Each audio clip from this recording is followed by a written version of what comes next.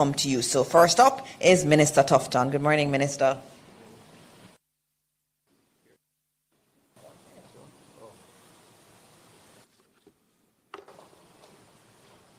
Thank you very much. Thank you, Minister. And let me just welcome and recognize my colleague ministers in the audience who have been mentioned before, members of the civil service group, including my own permanent secretary, Errol Green, and I also have with us our head of the emergency services in health, Dr. Dawkins Wright, who is prepared to elaborate on any specifics related to our preparedness.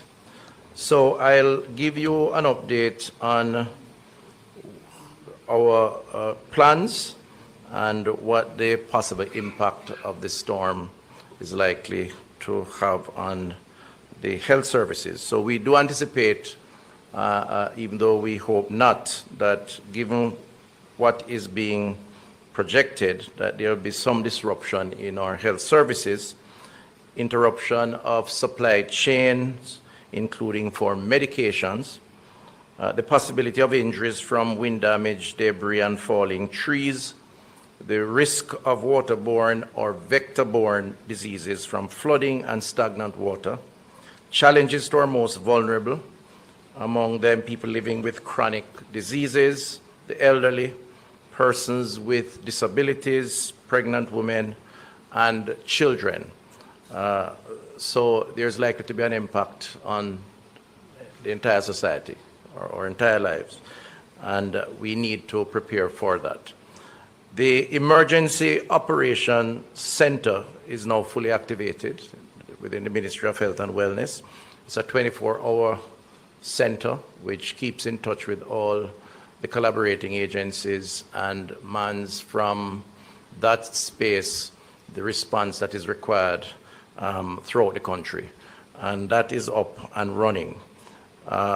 We continue to prepare our efforts across the island, and we have had a number of consultations over the past number of days with the regional health authorities and other stakeholders. So these are some of the specifics. All public hospitals will now enter emergency mode. This means that while hospitals remain open, outpatient services and elective surgeries will be suspended for the time being to focus on the emergencies.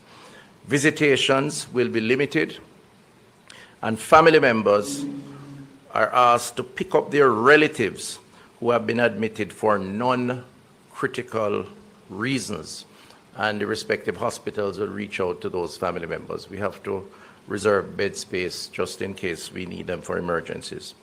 In terms of health centers, we remain open until 4 p.m. today. A further update on our health centers will be provided tomorrow.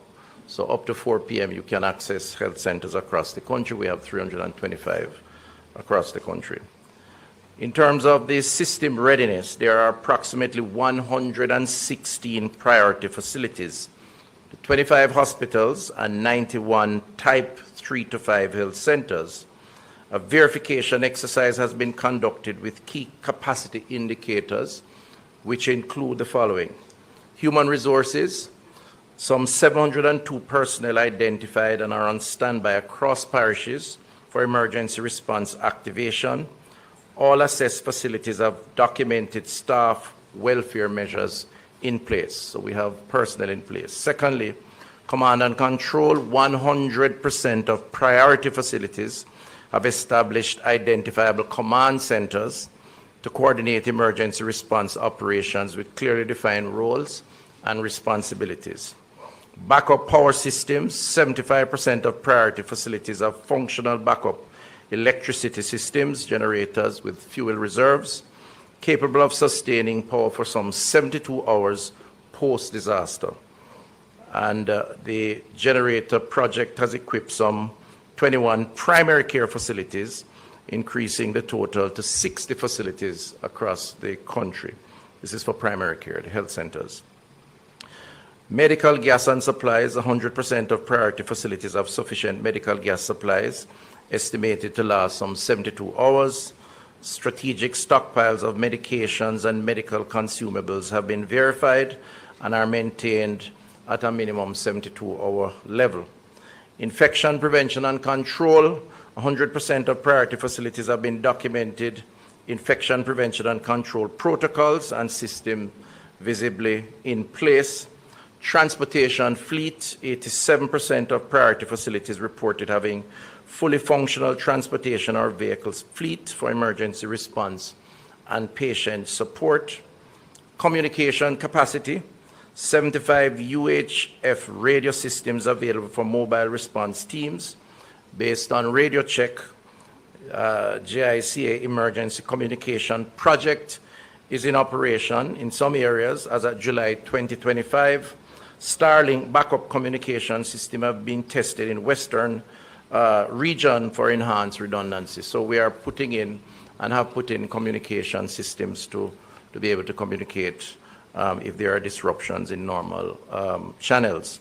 Surge capacity, hospital inpatient capacity of approximately 5,000 beds, 20 operating theater units, 19 emergency rooms across the public system.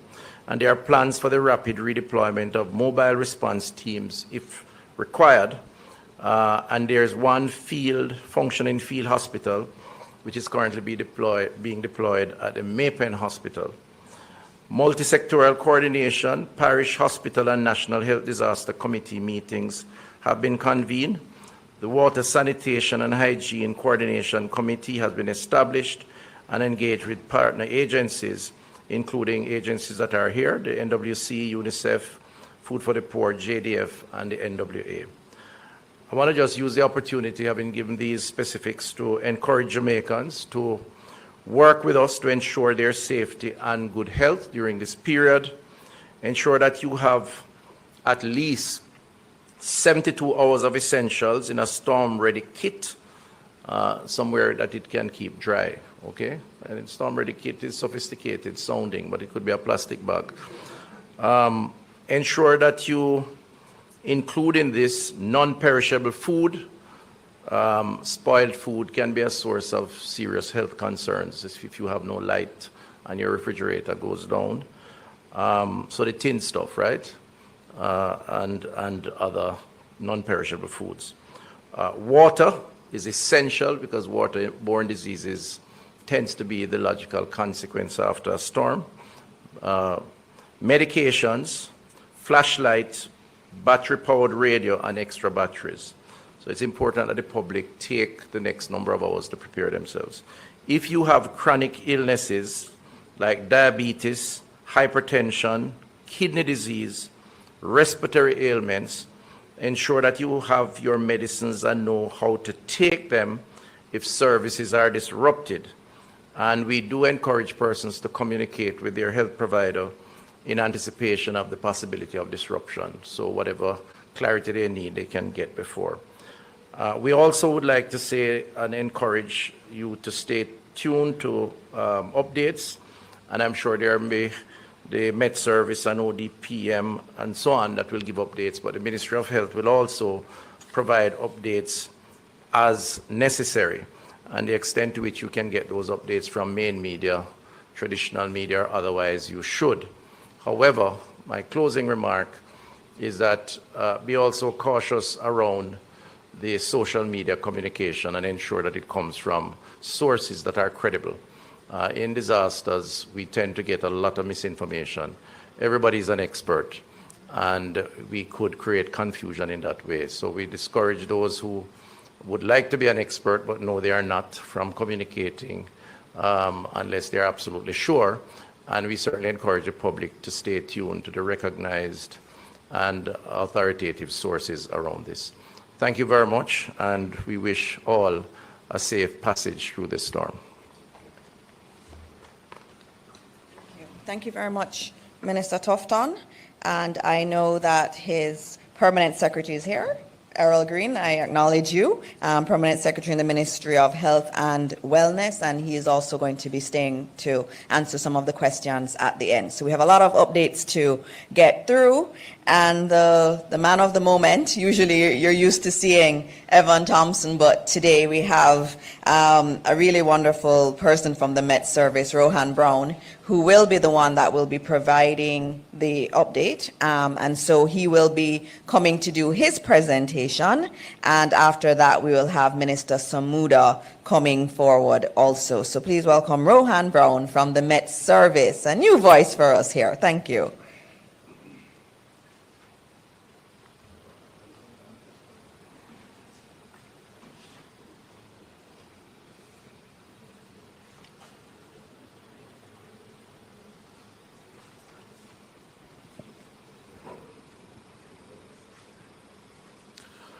Good morning, everyone, and thank you, Minister Morris Dixon.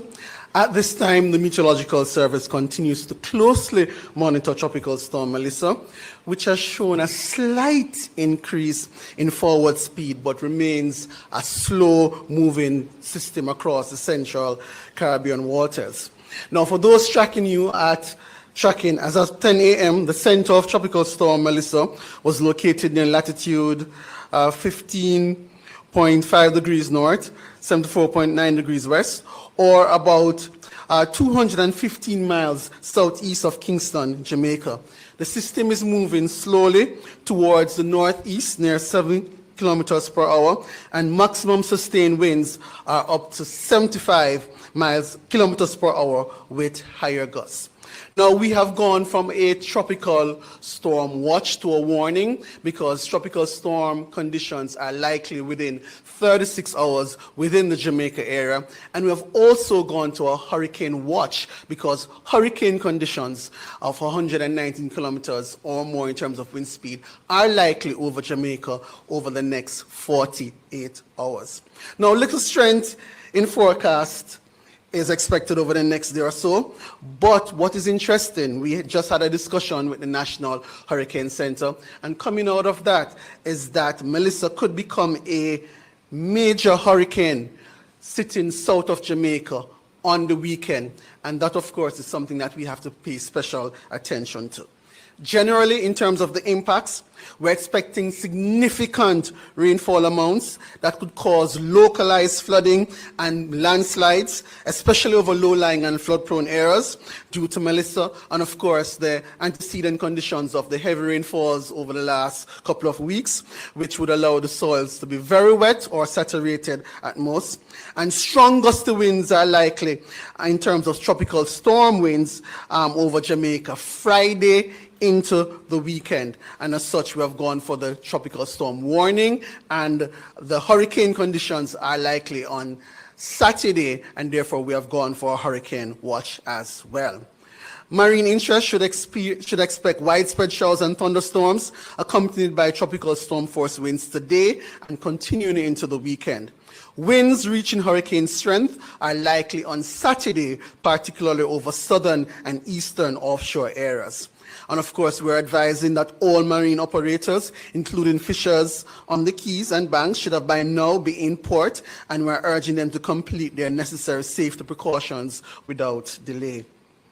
At this point, it is important for the public to understand that the system is still evolving. And because it's evolving, while it remains a tropical storm, any change in the forward speed and the structure could alter the expected impacts for Jamaica. Therefore, we urge everybody to be vigilant, to keep monitoring official updates from the Met Service, and of course, to stay tuned to the Meteorological Service, your source of information. We continue to provide updates every 3 hours as necessary, and in coordination with the National Hurricane Center in Miami, the Ministry of Water, Environment and Climate Change, the Office of Disaster Preparedness and Emergency Management, and other responsible agencies, we are coordinating for this storm. In our profession, we always pray and hope for the best, but we always plan for the worst. So in this case, we are praying that God will protect and bless Jamaica land we love, and we are going to plan and prepare for this storm. Thank you, Minister.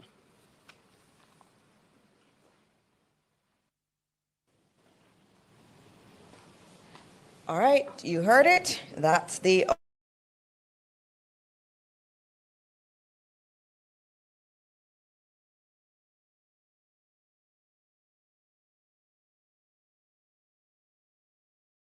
Oh, Darrell Vaz now come to give the update, available to take your questions at the end. So even if you don't hear them give an update, they are all here. Everybody that I announced is here to take questions. Welcome, Minister Vaz. Morning, ladies and gentlemen, colleague ministers, PSs, and of course, heads of agencies and partners. So the Ministry of Energy, Telecommunications and Transport cover a number of essential services, which I know there are questions that are being asked. So I'm going to give an overview. We have heads of agencies here. We also have President of JPS and others that are here, Digicel and Flow, Stephen Price, who is here from Digicel. Okay, and Digicel, which are critical stakeholders in times of emergencies such as this. So as the country continues to prepare for Tropical Storm Melissa, Ministry of Energy, Transport and Telecommunications has been working closely with our utility providers, transport entities and telecommunication providers to ensure a coordinated national state of readiness. I'm going to leave JPS for last. And I'm happy to see my good friend Hugh Grant here. So let us start with Petrojam. We have activated all refinery emergency systems and confirmed sufficient fuel supplies. Over 2 weeks worth of refined products and 10 days of LPG following the storm. Loading facilities in Kingston and Montego Bay will extend hours to support pre-storm deliveries, and Jamaica Aircraft Refueling Services, JARS, is fully stocked with jet fuel and aviation gasoline to ensure continuous aircraft refueling. Flow Jamaica has fully activated its crisis management system with support from local and regional teams. Power resilience has been strengthened with over 61% of mobile sites now having backed up power and 143 new generators installed island-wide. All generators are refueled and serviced, and field teams are mobilized. Company's emergency operations center is active, and the public can reach the center for emergencies at 876-929-9834. I'll repeat that, 876-929-9834 and 876-929-9837. That's 876-929-9837. Digicel has formed a dedicated disaster response core team to ensure continuous operations during the storm. Company has strengthened communication redundancy with satellite phones and backup connectivity through other providers. All network sites, towers, and facilities have been structurally inspected, and generators confirmed to be up and running condition. Essential spare parts are secured locally and overseas, and mobile cell sites are ready for rapid deployment to restore service. Digicel has also conducted safety training and weather simulation drills to enhance preparedness and technical response. Transport, Jamaica Urban Transit Company, JUTC, will maintain regular bus operations as long as conditions are safe to do so. Service updates will be shared via social media and public channels. 30 buses are designated for emergency deployment across depots in Portmore, Spanish Town, Rockfort, and Montego Bay. Each depot has activated an emergency operations committee, and the JUTC representatives are embedded in national and parish emergency centers for coordinated response. All depots, fuel stations, and assets have been secured, and the company is prepared to support evacuation and transport efforts if needed. Montego Bay Metro, Western Transport Operations, remains fully operational and will continue to provide service as long as weather conditions allow.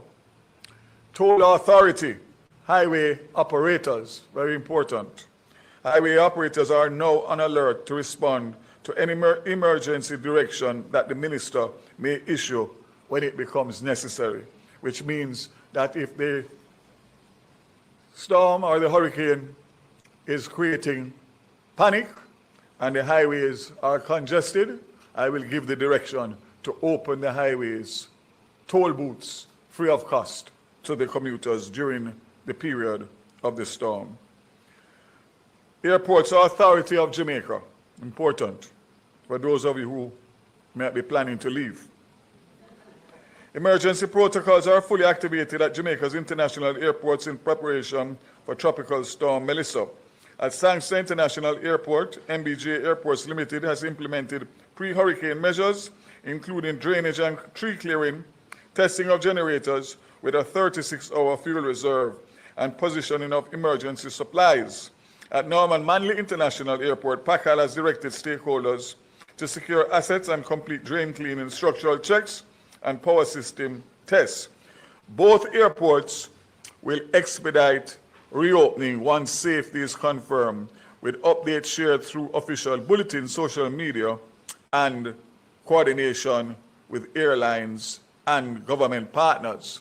So the question that is being asked out there, is there a possibility of the airports being closed? So I made sure to clarify that with the Airports Authority. The minute that a hurricane warning, not a watch, a warning has been issued, it is likely that the airports will close within 24 hours. It is not a must that both of them will be closed at the same time. It's all dependent on the tracking of the storm or the hurricane and the elements in terms of the locations of the two airports, which are obviously on the sea. So for right now, airports remain open, and the only time that we will move to close the airports will be if the Met Office issues a hurricane warning. If that was to be predicted or projected, that would probably be sometime tomorrow into Saturday. So sometime between tomorrow evening and Saturday day. But best thing is to monitor, and the hurricane warning is the trigger. So let's end my briefing on JPS. JPS has reported to me that they have fully activated the command centers under the new incident command system and placed overseas line workers on standby, with 31 of them already in Jamaica for pre-storm preparations. To boost resilience, critical control and telecom sites now have 48-hour backup power and new Starlink systems for communication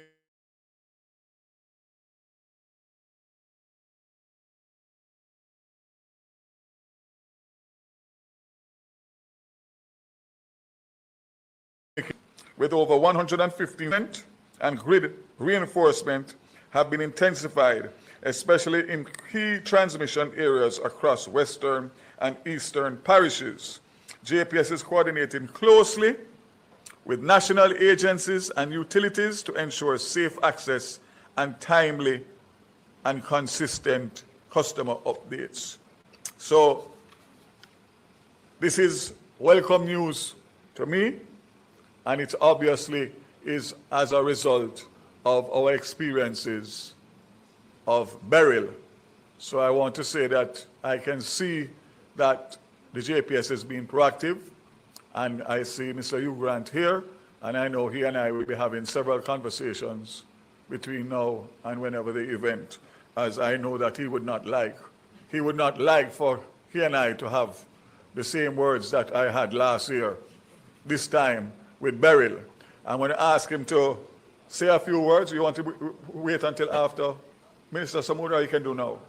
And just to say to JPS, I know that you are doing tree line clearing, and I know I have reported already that some of your contractors, who I'm sure are being paid to remove the debris, are finding the easiest way, which is the gullies across Jamaica, which are only going to make matters worse for us. So I'm asking you, please, sir, as a matter of duty today, to make sure that those areas are inspected and satisfactorily signed off by JPS and not rely on those contractors who have a habit of finding the shortest route to make the best and the most money. Zero tolerance. So, ladies and gentlemen, based on what I have told you here, I think the most important update is that of the JPS, and I am confident that we will manage, if necessary, much better than we manage based on the lessons we all learned coming out of Beryl. And you can rely on this administration and my colleague ministers and myself to be vigilant and to hold those accountable and responsible for an efficient response in all areas. Thank you. You want to say something, you?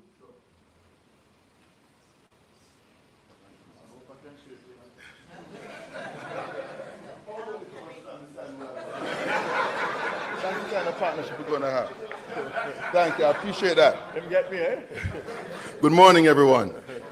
Good to be here and appreciate you all. Yes, I could get you many. So as you heard Minister Vaz said, JPS stands ready and prepared to respond to the storm. Let me start by saying a tremendous thanks for the partnerships with many key stakeholders that as a result of that has positioned us very well. I want to say special thanks to my partners in terms of my fellow utilities. I see Stephen Price here, I see Kevin here, and I also know the other Stephen Morad. We have been in several conversations. I also want to say special thanks also to National Water Commission. I see Minister Samuda here, along of course with Kevin, who we have been partnering on multiple fronts. We have also been partnering with the National Works Agency, so thanks to that also for the partnerships, and many other partnerships, including the hospitals, whereby Minister Tufton and his team. So frankly, JPS has had a renewed approach in regards to storm response. And in the interest of time, I'll just share a few things that I consider, frankly, game-changing in terms of how we approach storms. Let me start by saying, in regards to our new incident command structure. We implemented a new incident command structure post-Beryl, and what does that do for us? One, it streamlines communication by having clear roles and responsibilities for our personnel. The other key thing that it does is it has an arm that's a liaison arm to communicate with key stakeholders. So what does that look like for us? We have an arm that's dedicated to the municipal corporations, whereby there we'll be getting the window and the lens of what's happening locally within the various parish councils and their disaster response and emergency agencies, bring that into our incident command to inform our response. I want to make a special call out to Minister Mackenzie for his support of his initiative, and we have been working tirelessly with his team around this. Frankly, we have exercised this in early November with the passage of Tropical Storm Raphael. It worked well, and we'll only continue to build on that. The other key thing that liaison arms does is it also establishes window into what's happening with our telecom and also the water space. There again, we'll be having daily calls with these key entities in terms of what are you seeing, what are your priorities, and ensure that it's prioritized and aligned with our response. So that heightened stakeholder engagement, that heightened transparency, that heightened communication, I think will serve us very well and be game-changing. The other thing that we did is, before the storm arrived, we have mutual aid resources. So we have boots on the ground right now that we brought in from our peer Caribbean utilities to help in regards to line workers and storm response. So we are expecting in the order of 60 additional line workers to augment and bolster our internal workforce. Just by order of magnitude, that's upward of 30%. That right there is game-changing. That is what best in class looks like. We were not waiting on a storm to arrive, wait until the aftermath, and then determine resources. We have preemptively utilized our models, brought boots on the ground from day one, so once it is safe to do so, we will be out there responding.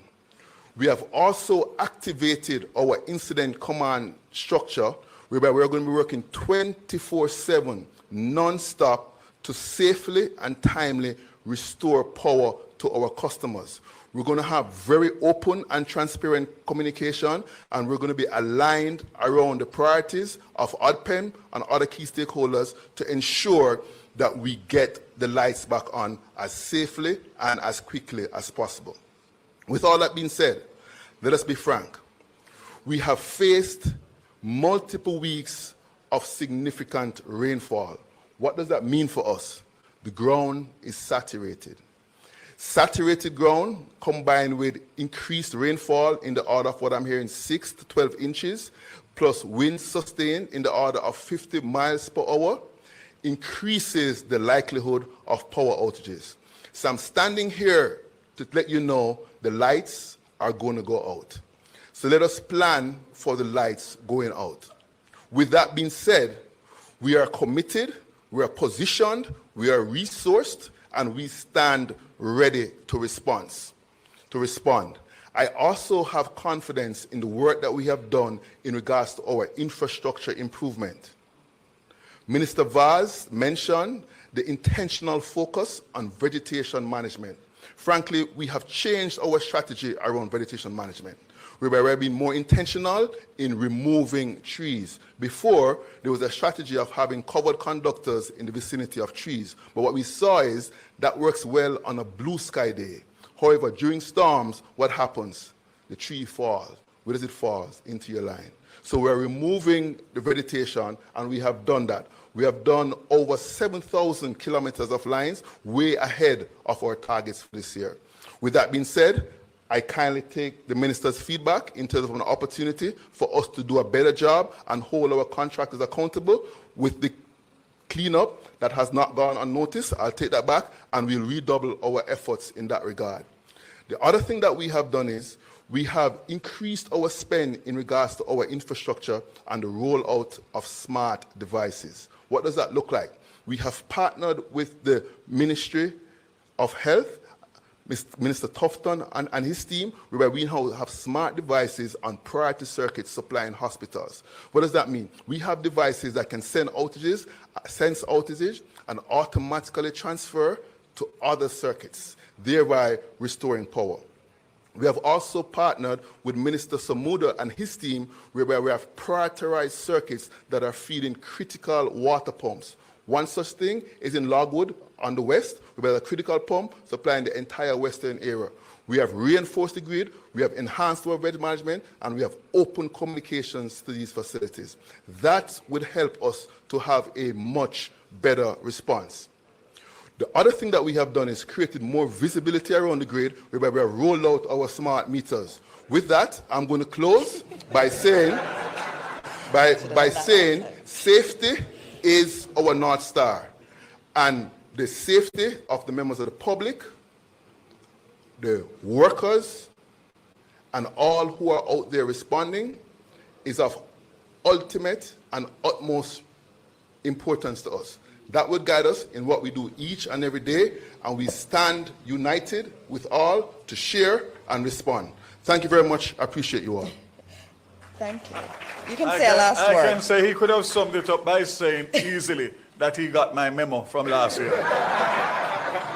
Thank you, and thank you, Minister Vaz. Thank you to you from JPS, and I can assure Jamaica that Minister Vaz has your back.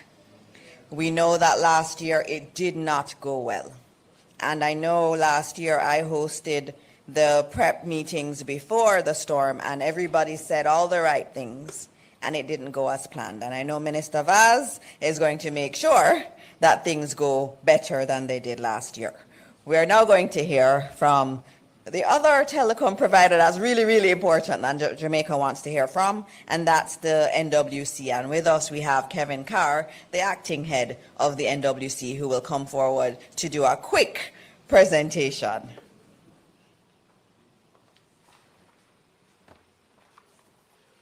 Thank you, Minister. Morning, everyone. Especially morning to my NWC team members who are committed and working hard to ensure that the plans that I will be presenting here today, we actually put them in place to ensure water is supplied before, during, and after the passing of Melissa. So today, my presentation will be in 4 parts. I'll provide some context, preparedness measures, and our public communication support, and I will close by reinforcing the Team NWC commitments. Although the 2025 Atlantic hurricane season has thankfully been less active than initially predicted, the National Water Commission remains on full alert.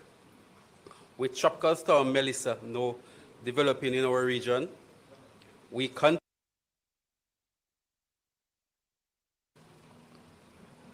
as Jamaica main supplier of potable water and provider of wastewater treatment services. The NWC recognizes how critical it is to maintain water and wastewater services before, during, and after any major weather event.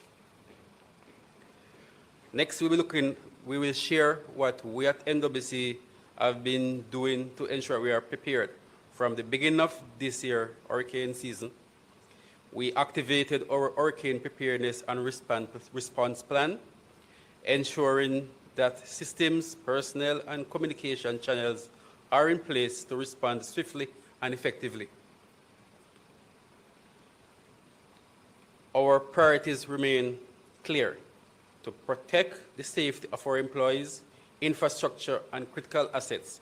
And second, to guarantee continued access to safe drinking water and wastewater services for more than 540,000 customers across Jamaica.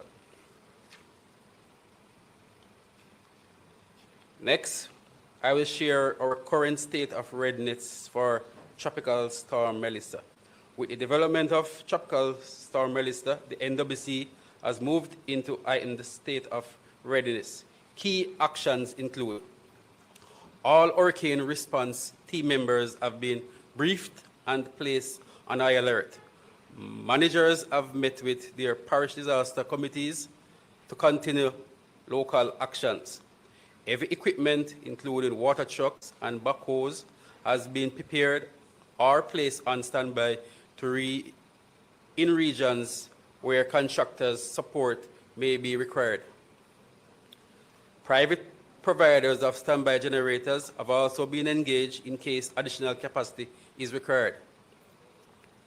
Field teams have been equipped with protective gear such as water boots, rain cloaks, and flashlights. In St. Thomas, pipelines located in landslide-prone areas that crosses rivers have been temporarily removed to prevent them from being washed away during heavy rainfall. Open trenches at work sites are currently being reinstated ahead of the bad weather and will be revisited for inspection and repair immediately after the passing. Storage levels are being filled and secured to support post-storm recovery. Teams are on standby to close off intakes such as yalas to prevent silting and blockages. Vehicles have been fueled and positioned on higher ground. Workers have been engaged to ensure hospitals, prisons, and other essential facilities have access to water after the storm. The NWC has established working groups with our key partners, JPS, the NWA, the municipal corporations, to ensure there is access and continuity in service after the passing. All existing water restrictions have been lifted to allow our customer to store water out of bad weather. In the western region,